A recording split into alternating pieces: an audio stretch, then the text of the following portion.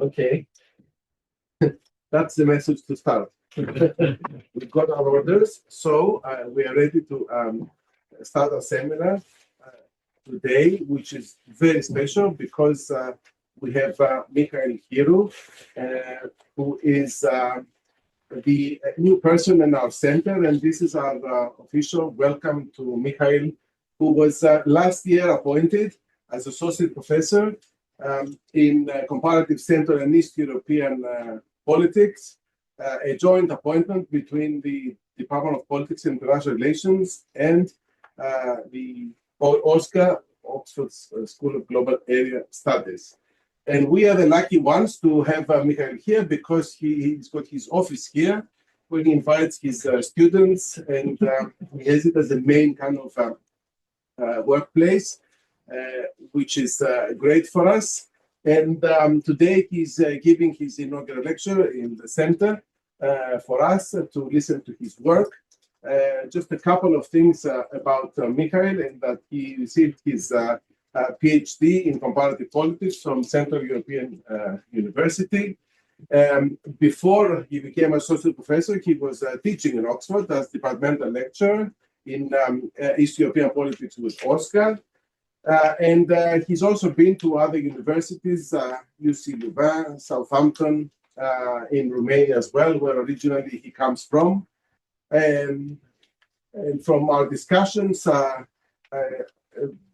Mihail is working on the democratic backsliding and how that is being perceived and understood and, by the European Parliament, but also this work that he will be presenting to us today on climate change and parliamentarians. A final point is that Mihail combines a very difficult kind of thing to combine, in the sense that he knows the European Union, but also knows East European politics. So he's a perfect fit for this university. So welcome, Mihail, and we are eager to hear your work for today. Thank you very much, Othon, for the kind words and introduction. I'm very happy to be here and to actually be hosted in the European Studies Center. The talk tonight will be mostly about the climate change politics in the European Parliament and less so about Eastern Europe. This is actually a joint project with Thomas Deuber, who's a political scientist at UC Dublin. And it's part of a broader agenda that I have to understand a bit better the legislative politics of climate change. So if you look at the scholarship from political science, there is a lot that has been published on how voters perceive climate change and what could they act on those perceptions. We also know how parties compete on that, but we know much less on how parliamentarians act, right, and what motivates them to take action on climate change mitigation, climate change adaptation. So with Thomas, we're working on this paper that I'll be presenting tonight that looks at how the rise of the far right and their politicization of climate change mitigation has made maybe mainstream parties, legislators less keen to vote for very ambitious policies that would tackle climate change mitigation. And we have a second paper where we try to understand the rollback that is happening at the moment in the EU of the European Green Deal measures that have been adopted in the past term.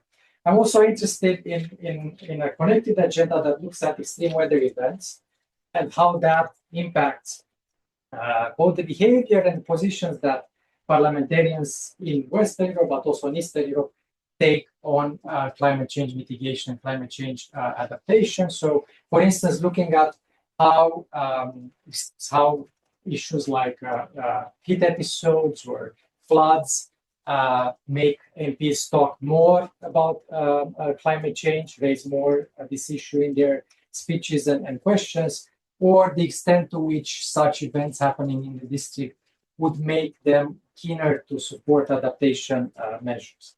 So tonight I'll be talking mainly about the legislative politics of climate change mitigation in the European Parliament. And as you see this picture from COP, in the past, for a long period, climate change has been studied as an issue of international politics, right? So sort of thinking about the commitments that states make to fight climate change and whether free riding can be fought, and less so as an issue of domestic politics. But we know that decarbonization implies a lot of domestic costs, right? So you have this trade-off between the fact that the benefits are diffuse and they'll happen in the future, whereas the costs are immediate and they're also concentrated and uneven, right? So firms and workers in energy intensive industries and agriculture would be disproportionately affected by that, working class households as well. So hence it's not really a surprise that you have contestation towards climate change mitigation policies coming both from business organizations and trade unions, right? And these interest groups are not shy to mobilize against climate change mitigation. You might remember these scenes in early 2024 where farmers had blocked highways in 7 EU member states because they were very unhappy with the legislation that the EU was discussing at the time. So certainly there is also some kind of tension coming from voters, although this is debated, right? So some would say that, would interpret the 2024 European Parliament elections, for instance, as an instance of a green backlash, saying that people have punished these parties, the Greens, the Liberals, for going too far and sort of neglecting other economic concerns. Whereas others would say that no, that hasn't really happened. This is a bit more complex.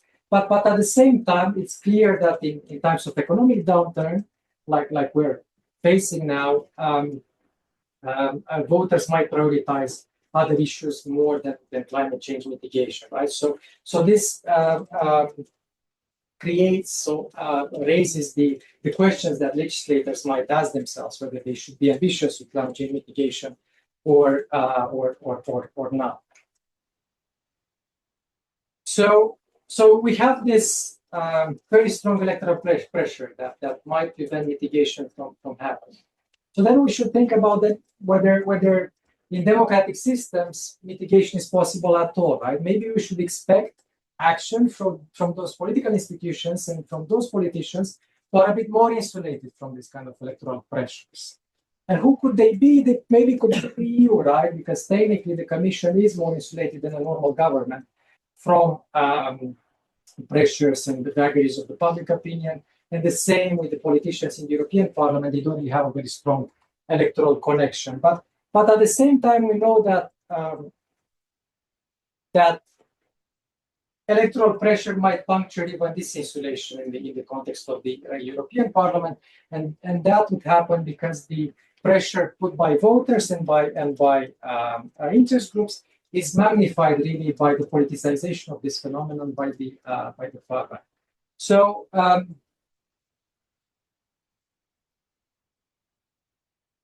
the populist radical right parties have really increased a lot their saliency of the environment in recent years, right? They have denounced climate change mitigation policies, saying that they are imposed in a top-down, elitist manner by these unelected bureaucrats from Brussels, that this really is part of this woke ideology that will limit personal freedoms, will endanger traditional ways of life, will also have very big economic costs for citizens and for entire industrial sectors, right? So they have tried to address both cultural grievances related to climate change mitigation and economic grievances. And in doing so, they are trying to sort of cut a wedge to the constituencies of mainstream parties, right? Because some voters of mainstream parties might have or might share this concerns, whereas others would like more action to be taken to fight climate change. And there you have a graph. I hope you're able to see it. So it's based on press releases from 9 Western European countries that compares party families and their stances on climate change mitigation. And according to this study, in the past, 15 years, the radical right have been the only opposing this constantly, whereas all the other party families apparently are rather in favor of climate change mitigation. So how does the far right contest this? They rely a lot on climate change response skepticism, right? So saying that the actions taken to fight climate change are ineffective, unjust, or maybe they would be even more damaging than climate change itself, right? They also use evidence skepticism. They would say that, well, we don't really have enough data to say that this is man-made, it doesn't really exist, but this has been toned down by European climate, by the European far right, in contrast to I guess, their American or Australian or Canadian counterparts. So they are really pushing this discourse, and this creates a pressure, right, for mainstream parties to respond or not to these allegations and to this contestation. We know from the literature that there are various ways in which a political party can respond to challenges, right? They can accommodate the challengers by moving their positions in the direction of the challenger. See what has happened with the mainstream parties' positions on immigration in Western Europe, for instance. They could try to ignore the issue, or they could have adversarial positions. Each of these strategies has a different impact on the saliency of the issue for the voters and on the ownership of the issue, right? So we can draw on this literature that looks at the response of mainstream parties towards radical right parties and their politicization of immigration to derive some kind of theoretical expectations for our own work, which looks at whether this is a parallel process that is happening now with climate change. So we know from that literature on immigration that mainstream parties in many Western European countries have accommodated the radical right, right? They have moved right quite a bit in both rhetoric and policies on becoming more anti-immigration. We also know that this hasn't helped much the mainstream, right? They haven't got back the voters that they lost to the far right. They have managed, in some cases, to alienate voters with liberal preferences or to maybe normalize the rhetoric of the far right. So this is something that is not controversial in any way in a political science setting, but maybe it's not as clear for politicians, right? Or maybe politicians, even if they know this about immigration, maybe they think this is a very different game with climate change.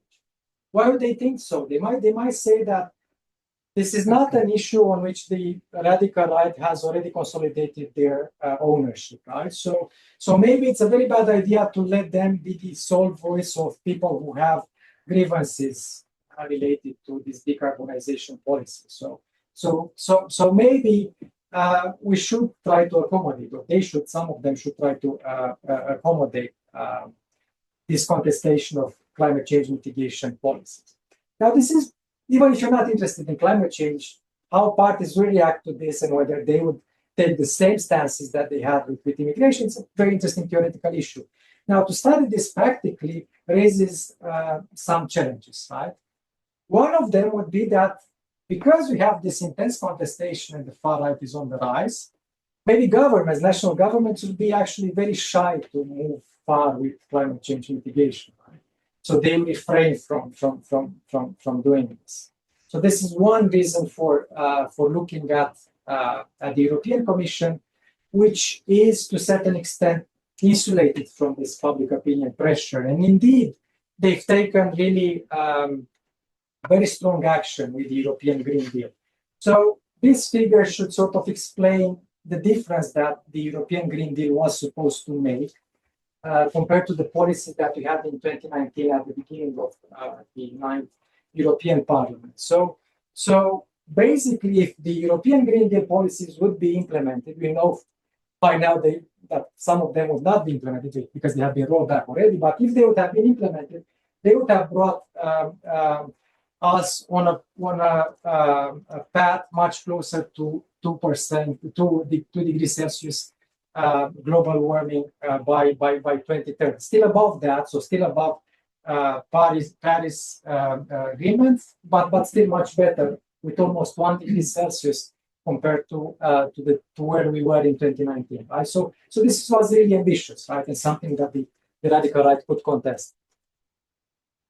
A second problem that we have with studying this issue is that ideally you need politicians, mainstream politicians, facing contestation from the far right to a different extent to vote on the same policies, right? So the far right might be much more successful in some countries compared to others, right?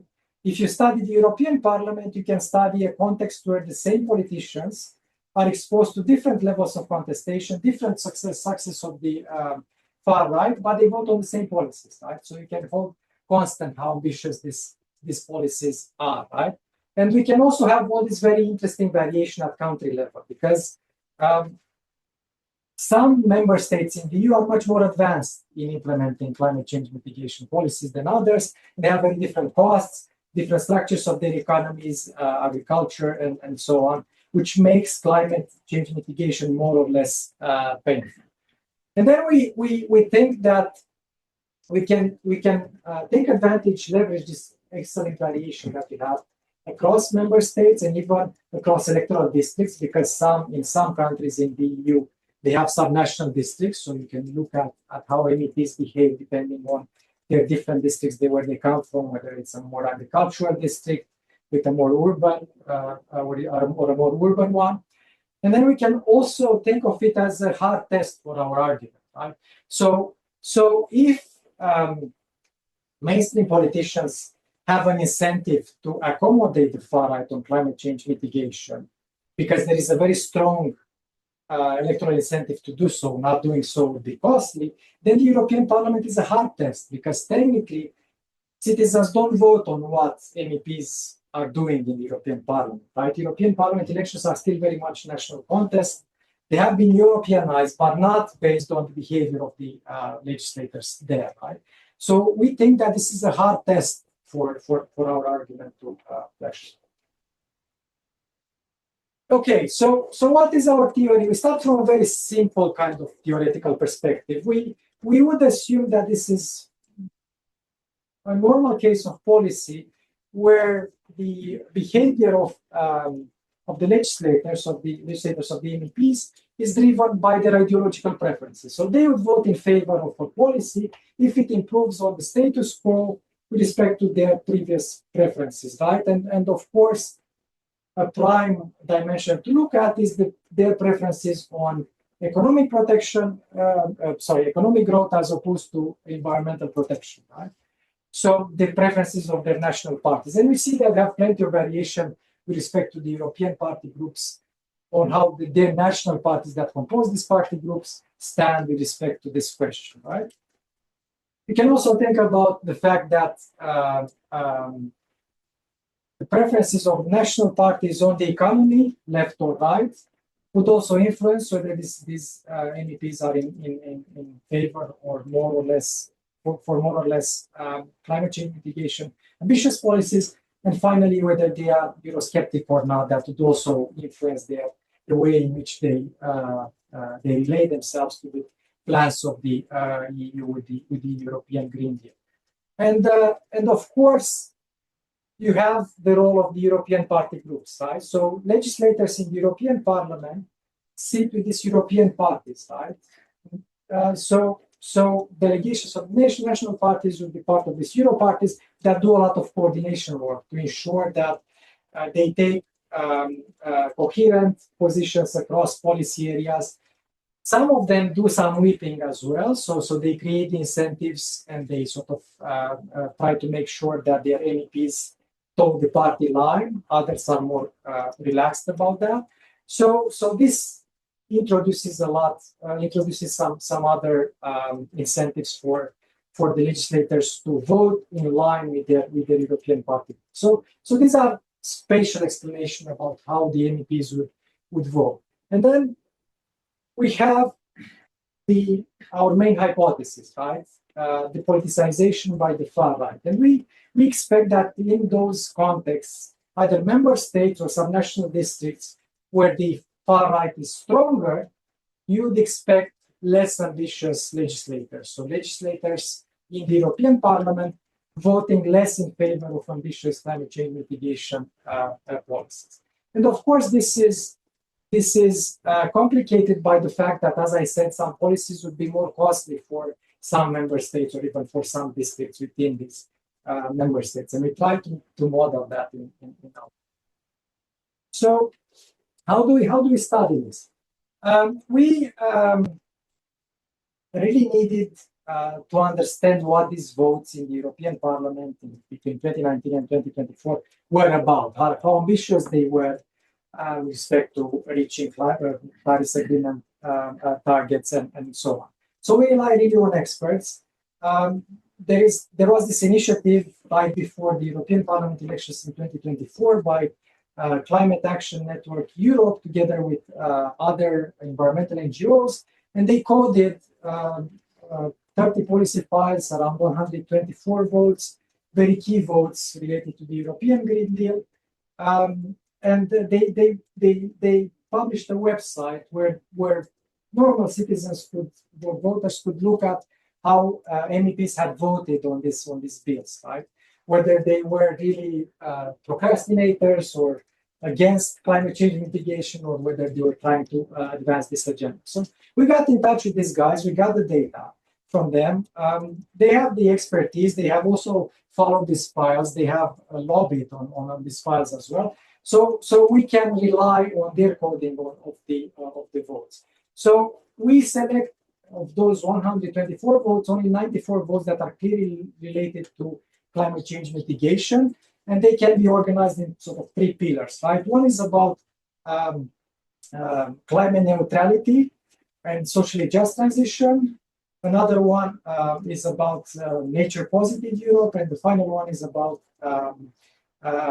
achieving zero pollution and reducing industrial emissions. So we take all the votes from the first pillar and we select a few from the other. So we would have there, for instance, the EU climate law, which put in law the target of reducing greenhouse gas emissions by 55% by 2030. We have there the emissions trading system law, and also law on vehicle emission standards, and some others which were really very hotly debated in the 9th European Parliament. And we code whether the individual MEP voted in line or not with the recommendation of these green NGOs. We have in total around 43,000 individual vote decisions that we are looking at.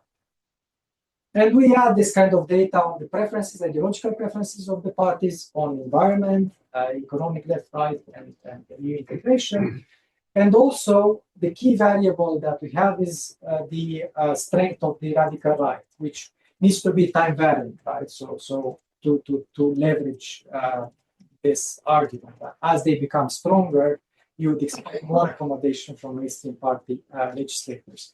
So we are looking at national opinion polls. We average national opinion polls in the 30 days before the vote. In a previous iteration of the paper, we've done this with election results, but we think that this is a bit better because it's more granular data that captures this over time variation much better. And there is quite a bit of variation both between the countries and how successful the far right, the radical right parties are, and also over time, right? So in Germany, the AfD has become much more popular than it used to be in 2019, right? In other countries, there has been less over time variation. So on top of this, we do interviews with members of the European Parliament and assistants to try to understand from them so how they see these things. We interviewed MEPs or MEP assistants working on these issues from all the groups in the European Parliament, apart from the radical right. So you see their distributions. And I have a few insights about this at the end, also related to what is happening now with the rollback of the Green Deal. So I won't bother you or bore you with the technical details. We have this kind of Bayesian multi-level framework in which we run this. and we have different ways of dealing with the ways in which these MEPs are nested within districts, within member states, and within votes, right? Because there are different 94 votes that we look at, and we model those differently, and I'll come back to that later on. So just descriptively, how do things look like when you plot how these people have voted? And these are the far-right groups. They're almost always against climate change mitigation. Some people would say that, at least discursively, they are in favor of the environment, of protecting national nature, and so on. Doesn't really show up in their votes, right? But this is not surprising, really. But what is surprising is that you seem to have quite a bit of polarization on these issues, much more than it has been acknowledged in literature on the European Parliament before. Also, if you remember this graph that I showed you at the beginning with the different party families, how all of them were sort of more in favor of climate change mitigation rather than not. It seems this is not the case, at least if we look at how the EPP, so the European People's Party, the largest center-right party, has voted on these issues in the last parliament. We then see that, of course, the Greens voted in favor, and the very leftist MEPs as well, and the same for the Social Democrats. There was a lot of variation for the Liberals, but in general, this is the kind of coalition that has pushed for these policies to be adopted. So the Greens, the Liberals, and the left, they had a majority in the past European Parliament. They don't have it anymore.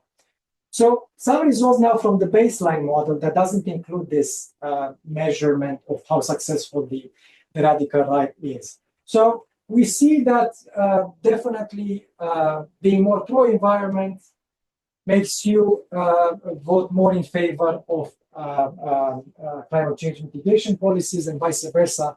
If you favor economic growth, you don't really vote in favor of these issues. This is as expected.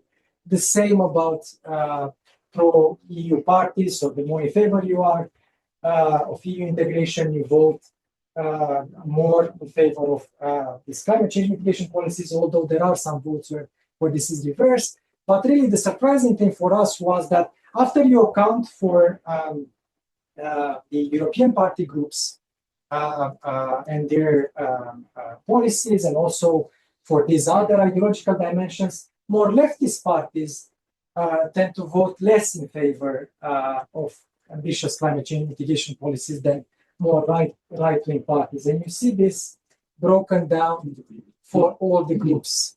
It's something that you really see here. So it seems that legislators from parties that have more economic left-wing positions, they may be a bit more concerned with the economic costs of these policies. Okay. So now this should be the results for the test of our main hypothesis, right? And we have 3 series of results because we run 3 different types of models. The first one is a sort of fixed effects model where the district intercepts are allowed to correlate with the other predictors. And this creates more uncertainty. We still see that this is a negative value. Actually, there are negative values everywhere. So this in a way corroborates our hypothesis that the stronger the radical right is, the more inclined mainstream party legislators are to vote for ambitious climate change mitigation policies. When you change this kind of modeling strategy and you allow, for instance, the districts to vary independently from the predictors, the results get even stronger. And when you allow also to have some kind of within district variation across votes, they even get even stronger, right? So what would this translate? What would these numbers mean, right? So assume we have this legislator that is basically undecided. He's 50-50. He doesn't know what to do, right? Based on all these other issues. So then you have a situation where you compare this legislator with another legislator that is also undecided. But in the latter's legislator's case, the far right is stronger with 10% than for the former. Then if you have this difference of 10% for this situation, you would expect that the probability of voting in favor of climate change mitigation policies would decrease by around 4% in this kind of model specification and around 9% for this one. So it is a relatively sizable decrease that we see. At the same time, I have to be honest and to tell you that there isn't such a legislator, such an MEP in our data set, right? So the other factors, the national party positions of the MEPs and the EPGs, they explain a lot of the variation, right? So by the time we introduce this in the model, a lot has been decided already, right? So this is a relatively small effect. It is there. One could say that maybe this effect could be stronger in national parliaments where this kind of electoral pressures are stronger than in the European Parliament. This is probably not very legible, even for those of you who have a good eyesight, but I'll just try to explain it very briefly. So this is in a way trying to make sense of variation within districts and within member states, right?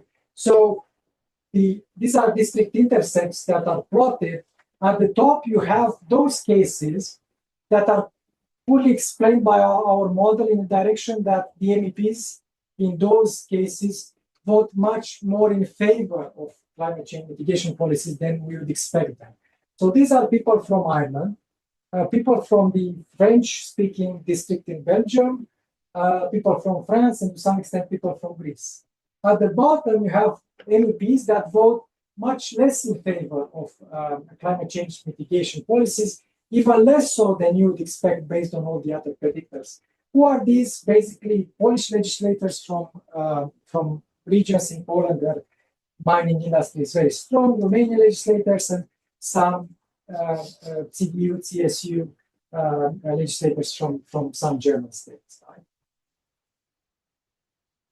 The black dots are for the models where you don't have the effect of the radical right, and the red triangles are for the models where you introduce this variable as well. So when you account for the strength of the radical right, some of these cases become less unusual, right? So you see that in Ireland, basically, they can, to some extent, afford to be more in favor of climate change mitigation policy because their radical right is very, very weak, right? Whereas in Poland, the opposite holds, right? So once you account for this factor, for the competition by the far right, some of these results become less anomalous, sort of the model behaves a bit better. Okay. So these would be, I think, our main finding that we are able to corroborate this hypothesis, although the effect substantively is not very large. Maybe it could be larger in a national setting, much more than in a European setting.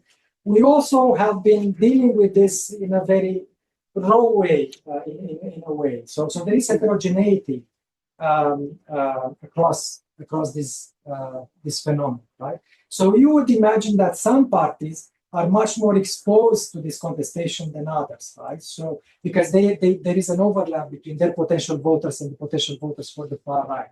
So you would expect that the center right and maybe to a certain extent the center left is much more concerned about this politicization of climate change mitigation by the far right than the Greens, for instance, or the radical left. And this is something we're working on, and I can already say that we do find this to some extent. There is also a lot of within district, within country variation that we aren't able to account for at the moment, and this is also very interesting and something we are looking to explore more in the future. And then just a few notes on our conversations with the MEPs and MEP assistants on these issues and what comes out of those interviews. So we do find that indeed the politicization by the far right matters more for certain parties than for others, and this again goes in line with our intuition. Although some MEPs or some assistants are not very keen to admit this. So for instance, CPP legislators and their assistants to say that no, we had our innate positions against the European Green Deal from the beginning. It doesn't have to do with the far right. It was too fast and too ambitious, and hence we felt that our hand was sort of forced. And this doesn't really apply for the Greens or the left. With the current rollback, they talk about all sorts of issues, but this thing that comes time and again is the absence of contestation on the streets, right? So Fridays for Future had made a very big difference. So this happened it was very, very big prior to the 2019 elections, and really sent a very strong public message that we don't have now on the streets, right? So they can afford to roll back the European Green Deal partly because this is not there anymore. Of course, you have the Trump effect and all sorts of other geopolitical dynamics. Draghi's report about competitiveness and the idea that cutting down on environmental regulation would help with that. And then this idea of the EPP revenge, right? So they were forced, their hand was forced previously, and now they are just taking advantage of the shift to the right in the European Parliament and the fact that many of the parties on their right are very keen to dismantle these regulations. Okay, so on this rather gloomy note, I think I'll conclude, and I look forward to your comments and questions. Thank you very much.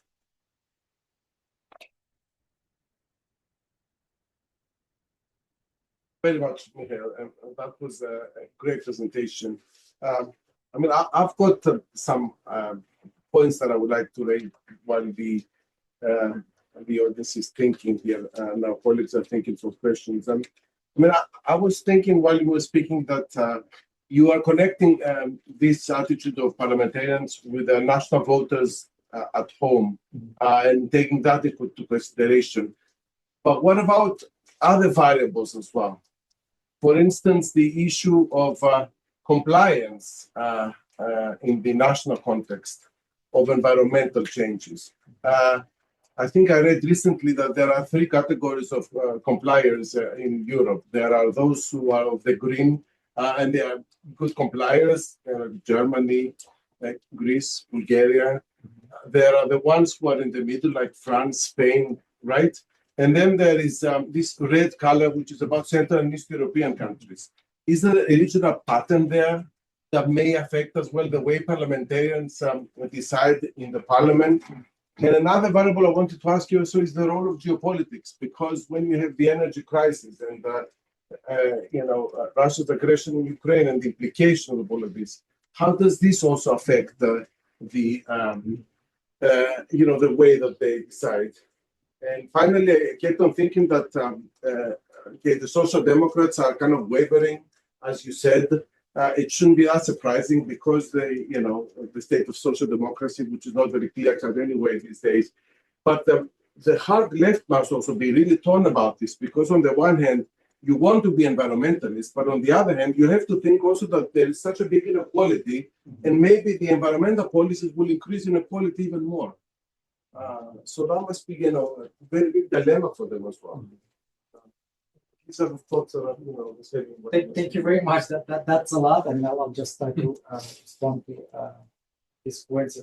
All very well taken. So indeed, I mean, we were also thinking about this geographical divide that might be there, East versus West, also because the public opinion structure is very different, and in the East you don't have many green successful parties, and this is something that we want to explore later on.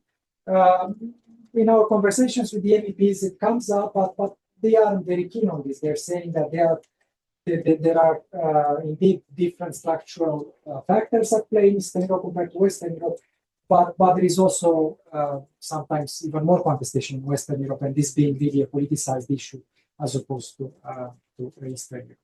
With the geopolitics, you'd expect that the European party groups would sort of they are controlled for in the models, and they have different stances on these issues, and that should account for it. But you are right that things have changed over the course of this term, right? And I guess there was a big push to bring this over, to sort of to push on this legislation, because it was clear that the new parliament in the new geopolitical circumstances would be much less inclined to pass such legislation. And then with the hard left, that's interesting. I also thought that at the beginning, but then talking with an assistant from their group, I realized that actually they were very keen to have this just transition social climate fund there, and they think that this is a good fight to have for even for those parties within this group that used to be communist. They have adopted the environmental agenda quite a lot as well. So they don't see that torn over these issues here. Okay, thank you. David, thank you. David Mann, ESC. The biggest single source of greenhouse gases is factory farming. How does that affect the political picture? Yes, yeah. So definitely, as I mentioned, the lobbying from farmers was extremely important during this period and afterwards. So it wasn't just what was visible on the streets, but also farmers associations sending, I don't know, billions of emails and voting instructions to the MEPs as well, and so on. Also threatening them with action in their own districts and their own constituencies if they weren't following this. So it's a big issue, and indeed, this kind of within country variation we try to leverage in our models. But maybe in the future we'll be able to measure this more directly. Right? So at some point we were thinking about having all sorts of economic statistical variables there in the model as well, to be able to estimate the cost of the policies in a more direct manner, right? And this has proven quite difficult even for a very gifted statistician like my co-author. So not to speak of myself. So we are still struggling with this, but we're thinking about this as well. Yes, Federica. Yeah, thanks. First, I wanted to just make sure that I understood what's going on in terms of the measurement of the dependent variable in your model. So you ask the Climate Action Network to provide you with their expert-based scoring of a number of policy, and you were able to distill, or in fact, received information at the MEP level of how they were scoring the MEP's own vote on each of the policies, or no. So we have our own data on the votes. right? We have their recommendation, right? And then we can compare whether this person, the legislator, voted in line with his recommendations or for more ambitious policies or against. So you are triangulating. Yes. What? Okay. Yeah. And why don't you use straight up the votes that you scale yourself? Like, why did you need, like, so you are introducing extra information by doing this triangulation. Obviously, I mean, I love the CAN. I think they have an agenda, as you clearly pointed to. And they also have their own cues of understanding their own agenda. So I guess, like, the shorter version of my question is, like, could you not just use your own expert view on the scale of the policy and decide where the MPs were sitting? So, why did you need that? So for the big policy and the outcomes, maybe this would have been feasible. But for the amendments and the technical aspects, we didn't think that we have enough knowledge to do that. And I think we don't have a problem with the fact that they're very ambitious, maybe, I don't know, idealistic in some way. So we do want to see whether our dependent variable is whether you vote for ambitious green policies in that kind of context. And the fact that they have done lobbying on this, I guess, also shows to them what was achievable with that kind of, to some extent. Right. It's just that politics is multidimensional, right? Like, they are looking at which is going to give us the closest target to decarbonizing the economy, i.e., lower emissions. But that could discount the social dimension of getting power in the parliament actually is a very fundamental dimension you should first prioritize. So I guess I'm pushing you on perhaps a further iteration of the paper, just drop the amendments, get your own scaling so that we know that we don't have extra filters of the measurement in the paper. I had another question about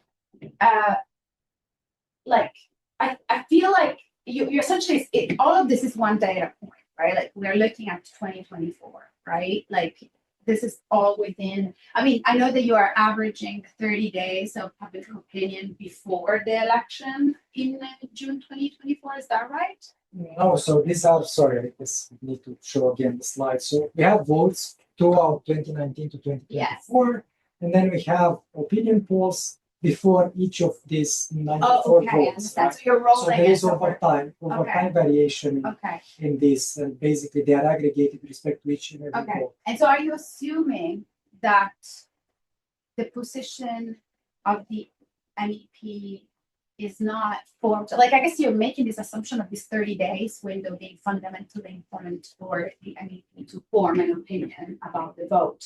But I mean, what are we basing this on?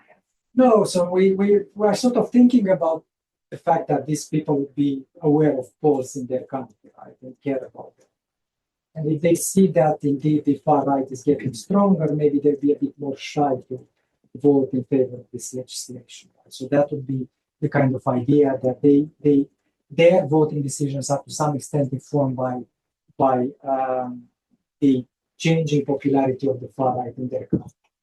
But indeed, you could say that maybe there isn't that much change over time in these countries, or maybe, as you say, or try to say that they have formed their opinions already. Well, so I guess like what I'm trying to get at is there may be, incredibly complex bills that require a lot of discussion, and they are not actually in the middle of an electoral cycle within the country, in which case you actually can discount votes more. But if you are 2 months from a national election and at the same time there is a discussion on the EU climate law, then yes, you are paying attention to the votes every day. And so I feel like what you're trying to do and your theory and the empirical inference is probably most salient when you're very, very close to elections. But I'm not sure I understand why it should matter when you're completely off national elections.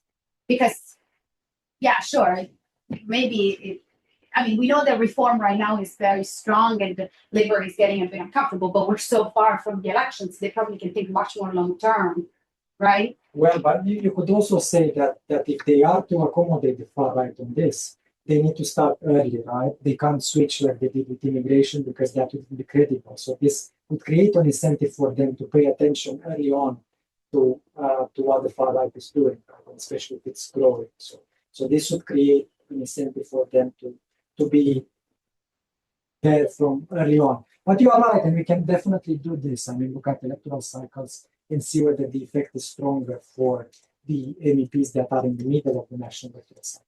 Right? Thank you very much for that suggestion. Sandra. Thank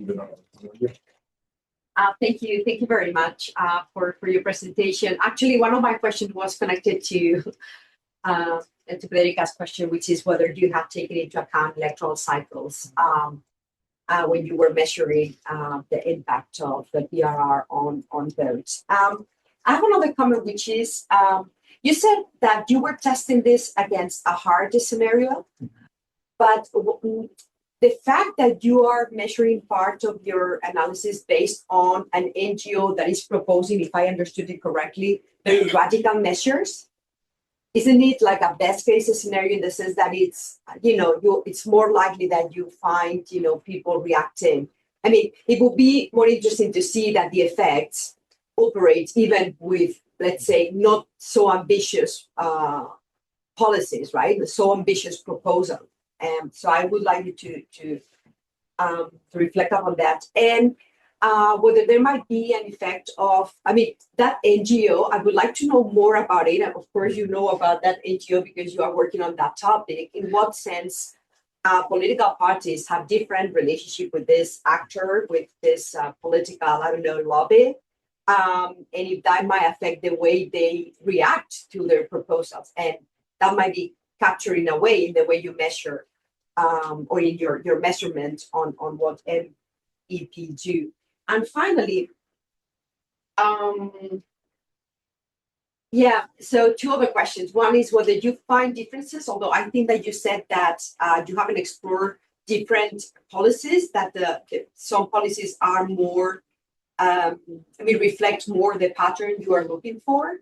And I was wondering whether you have taken into account specific competition landscapes, national landscapes, in terms of how the radical right cohabitates with mainstream right-wing parties, if there is a liberal party.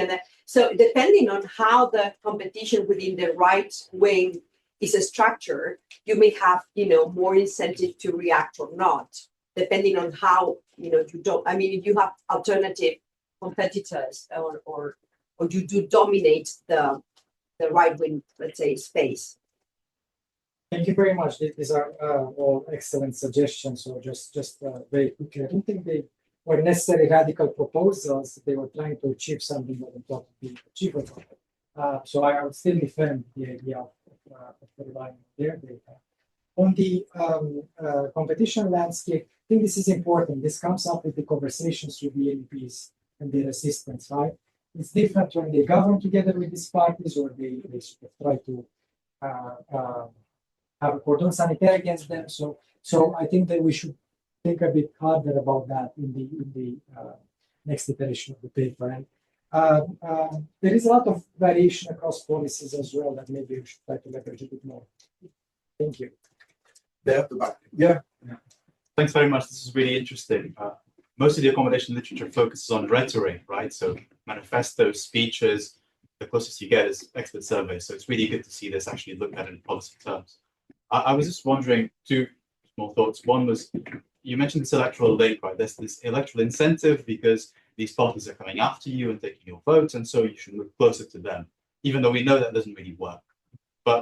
And I think this raises the question about, is this a hard test or what kind of test is this? Because one way could be, you're an MEP, you want to stay an MEP, and so you want that in the next election cycle, your vote share will be the same or bigger, and so that's why you accommodate.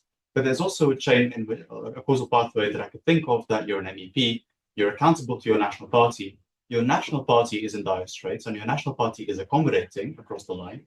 And that's why in the European Parliament you also accommodate. So it's not that you yourself feel pressured, but it's that the party itself does. And then we know that in the European Parliament, it's really the national delegations that kind of call the shots, right? And so I was wondering if you could include a measure of, say, control of the national party over the European Parliament delegation, and if there was an interaction between that and radical right vote share, or expect a radical right vote share. I really like the opinion poll idea. Even if maybe trying sort of 30, 60, 90-day bandwidths might, help tackle comments like the previous one. And the second smaller question was whether you had included a measure of public opinion regarding these kinds of policies. I know it's difficult, but you can probably get Eurobarometer data with some frequency that at least asks about the European Green Deal or positions on climate change generally. That could be at least a good proxy for public opinion that allows you to disentangle a little bit just the radical right from underlying attitudes in the country. It's not sufficient in a lot of this literature, and there's better sort of causally identified ways of doing this. But I also think that the qualitative element is really great and can maybe also tackle some of these points. Thanks. Thank you.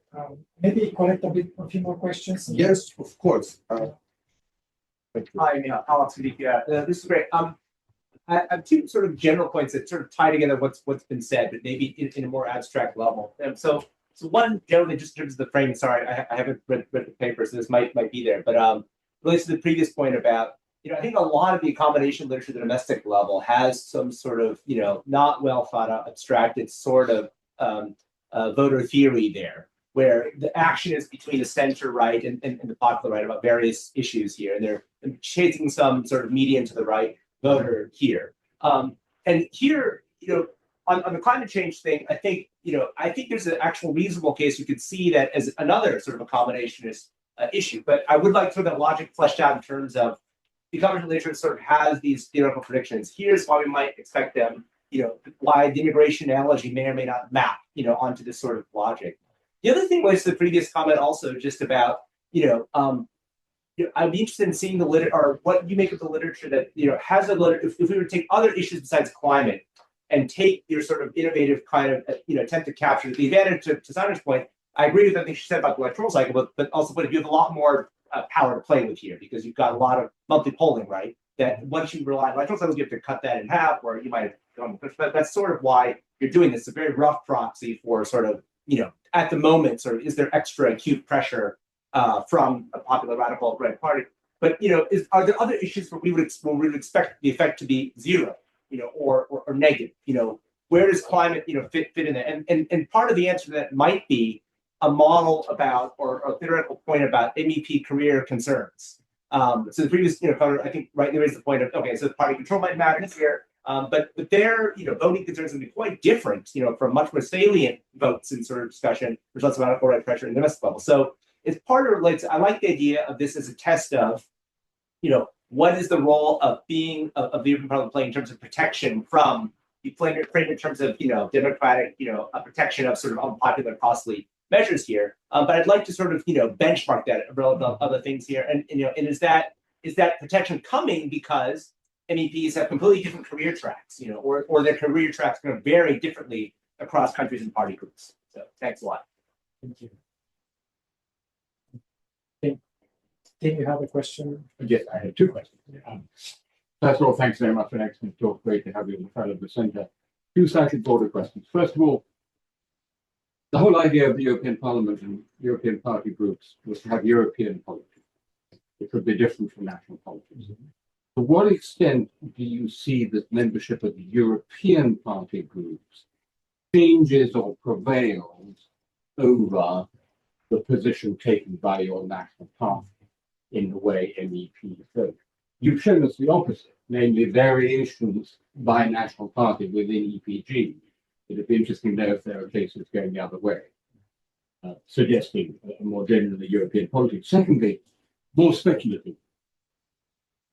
To what extent do you think it is the fact that it was the, as you put it, insulated European Commission that actually proposed and became the most visible advocate of this ambitious green agenda that actually raised the salience of the issue for hard right parties? I mean, just anecdotally, it seems to me it wasn't such a salient issue for hard right parties, at least the ones I know in 2018. Come 2024, 25, it really is a salient issue, actually almost up there with immigration. And of course, they would see the European Commission not just as insulated, but as remote liberal elite telling the people what to do. I don't know whether you can get at that methodologically, but I'd be interested in your thoughts. But what about also von der Leyen? Because she has been criticized with toning down. She started ambitious and then she kind of started talking about the priority of geopolitics and military at the expense of environment. So I'll just, I think, reply a bit to these questions, and then we can take a few more others.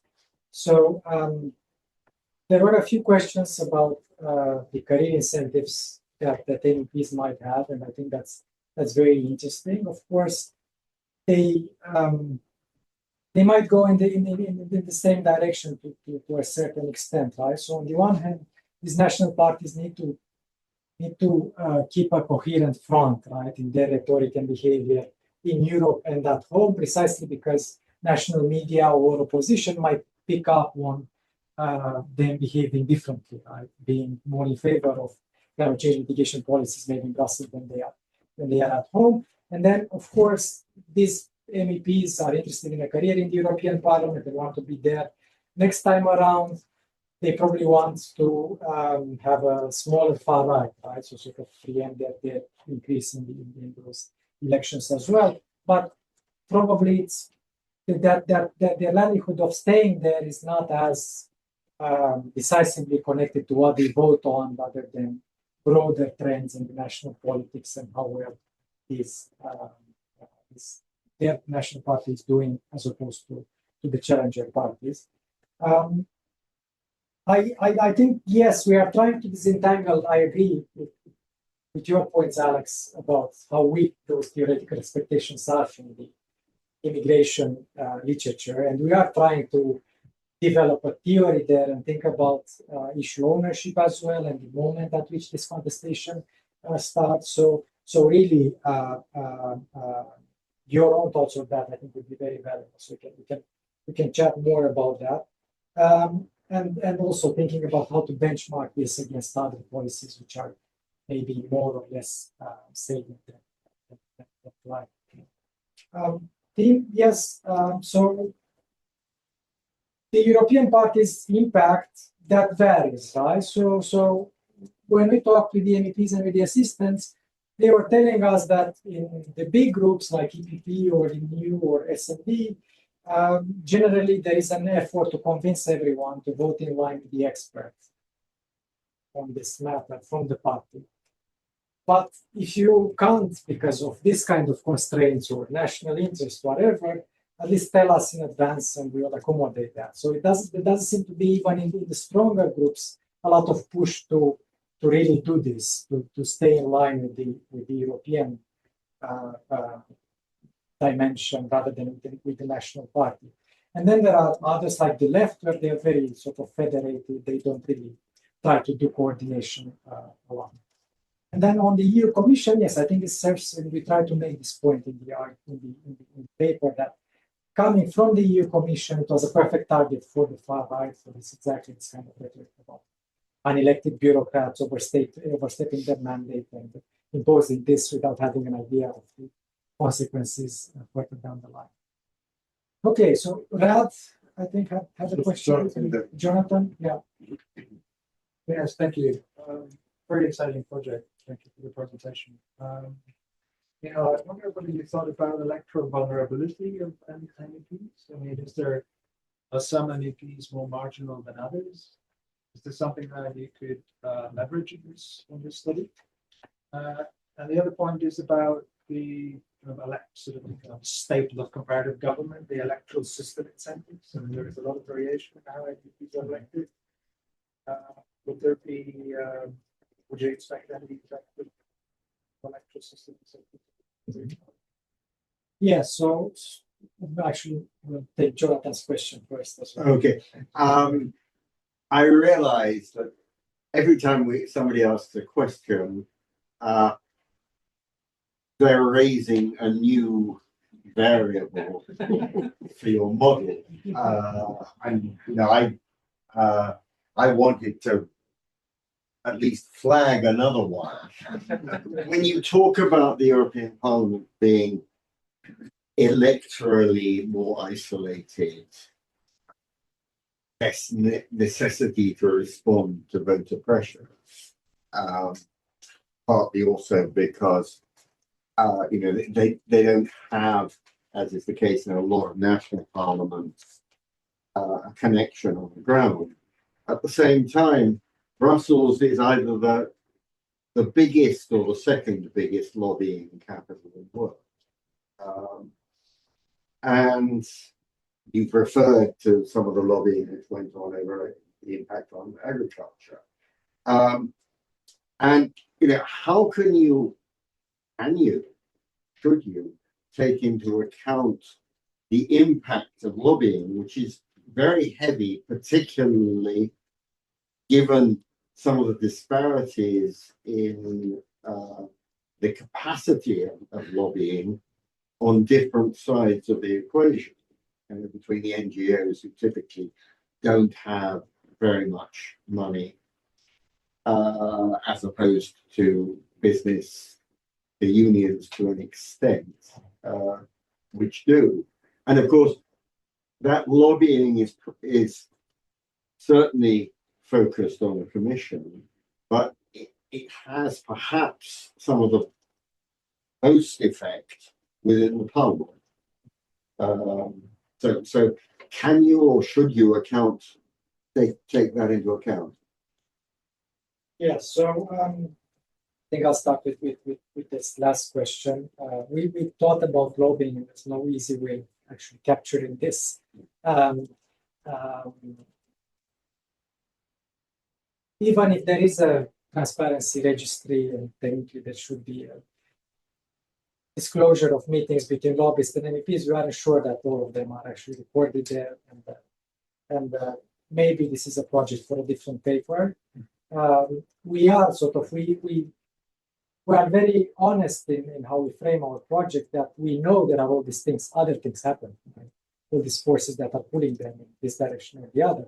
But we are more interested in this kind of contestation from the far right, which can be to a certain extent, I think, measured better than the lobbying impact, but certainly something to take into account for future projects.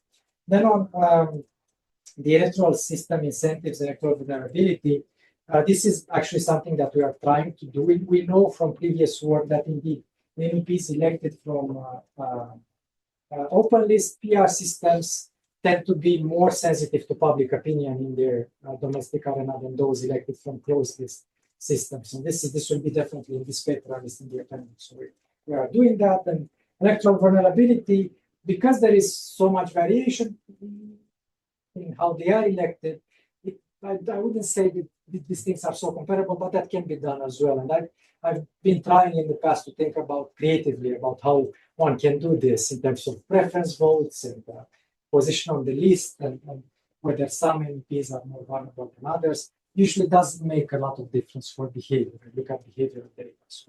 So that's why it wasn't really high on the agenda, but maybe we should think a bit more seriously about this, since all the argument is about vulnerability in a way, maybe not them personally, but the party, not properly.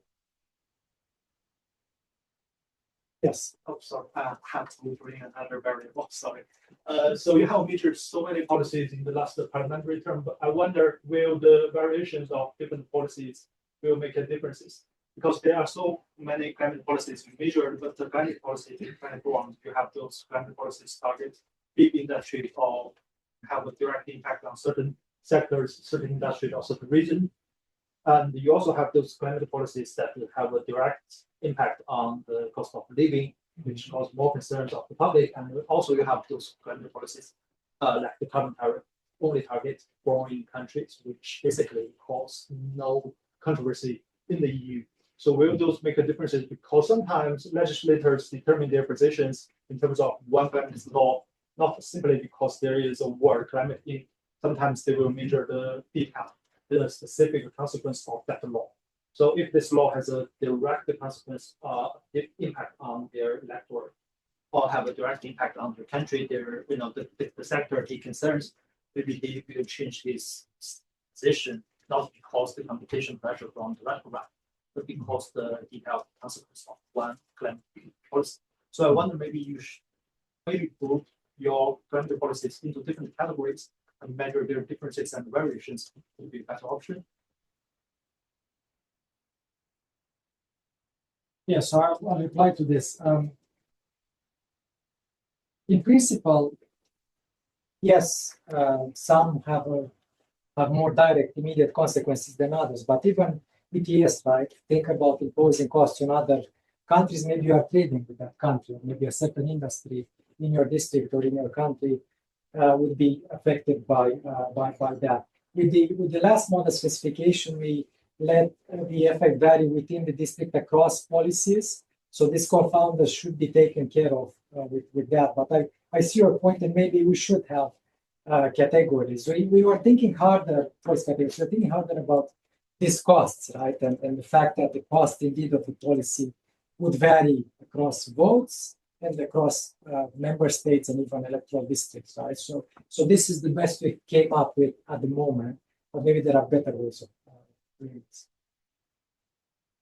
Othon. This question may be illegitimate, so in which case ignored. You began by saying that was to the effect that democracy and the mitigation of climate change are not a terribly good fit with each other. And obviously, policies that you don't see the beneficial results of for a very long time and it costs a lot of money have a problem. My question based on this is, Is there any sign beyond the European right having certain authoritarian strands in it? Yes. Is there any central sign of a right-wing authoritarian mentality that says that what you need in order to get climate change would be to have some Mussolini or Tito type figure, somebody representing a more authoritarian strand than you will find in the European Parliament in Brussels.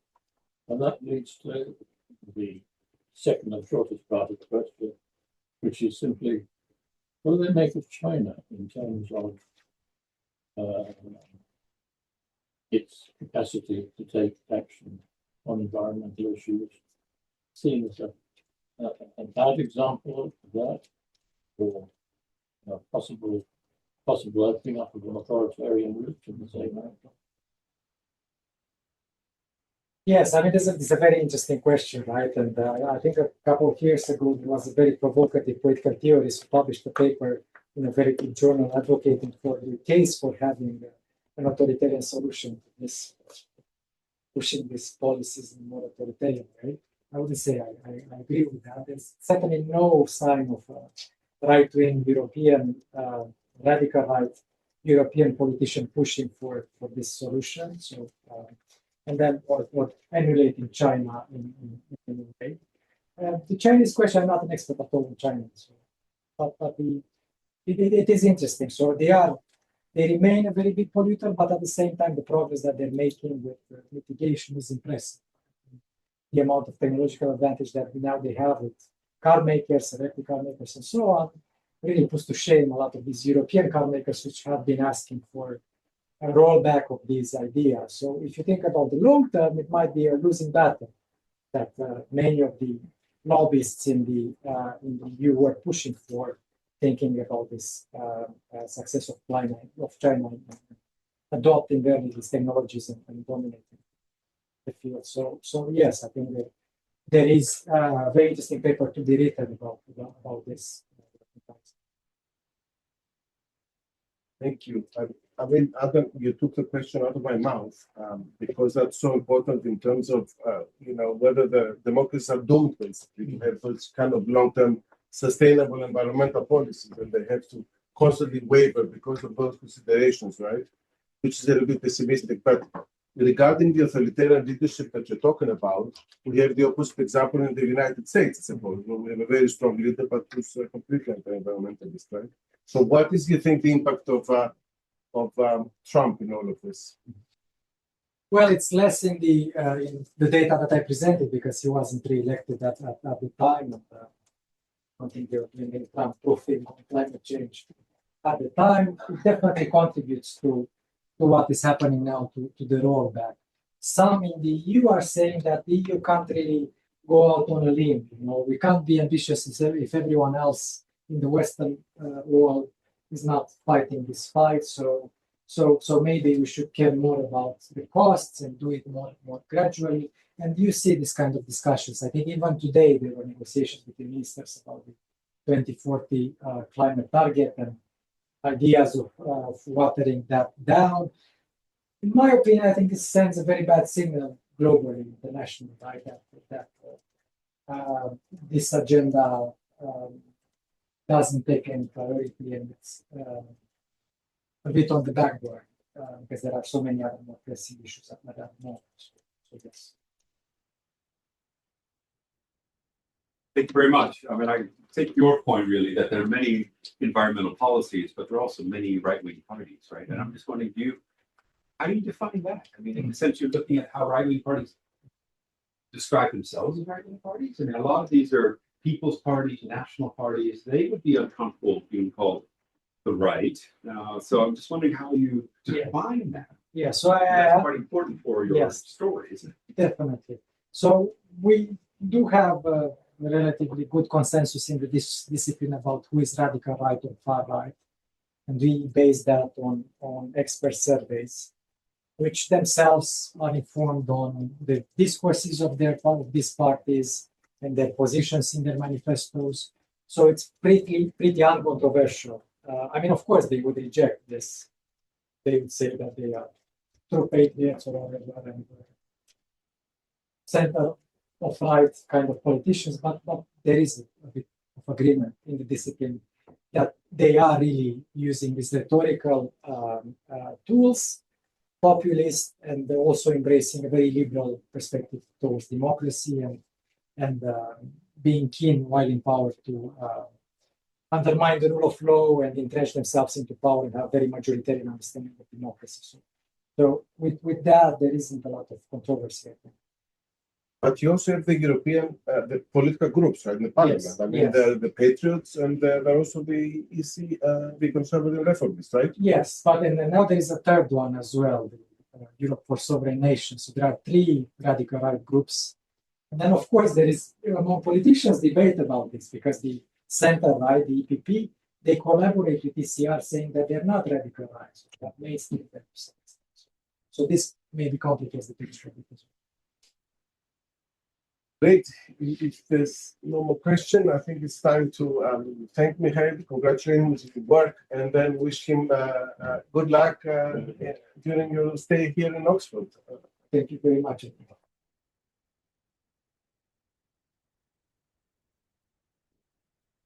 Thank you all for coming. Thank you.